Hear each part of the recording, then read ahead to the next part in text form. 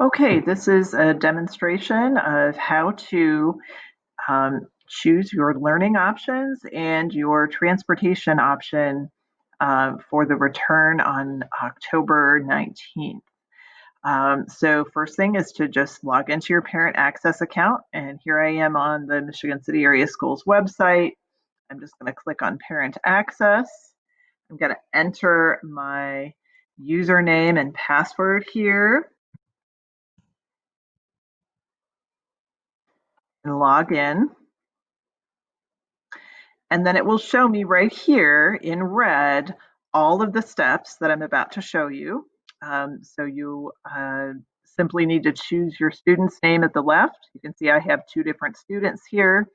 And then once I get into their accounts, I will just click the registration tab, find these two forms, make my selections on them, click save and continue, and I am done. And we ask that you complete this by Sunday, September 27th. So just for sake of demonstration, I'm going to pick my fifth grader coffee break. And here I go to the registration tab, which is right here. I click on that, and here are all the available forms I have. So I'm going to find the one that says MC Learning Options version 20, and I complete that form.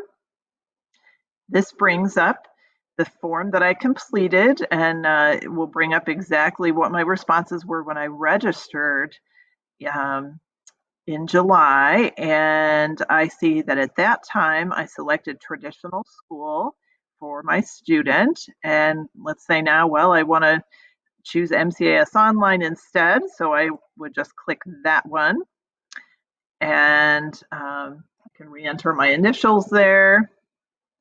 Simply say save and continue. And I am now done with that form. Then if I look for the form that says transportation options, there is that one. So I just click complete form.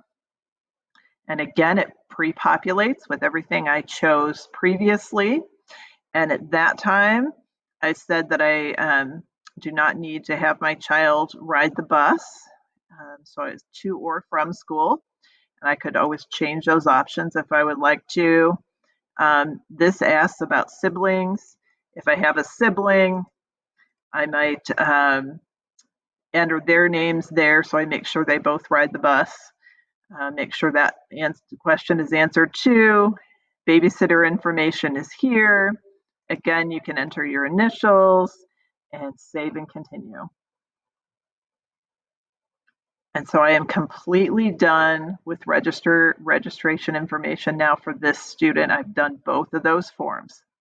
I would then go through this same process with my other student, and again, go over to where it says registration, and I'll find those same forms here for this student. Fill them out, complete it, and you are all done. You can simply log out and your selections have been made.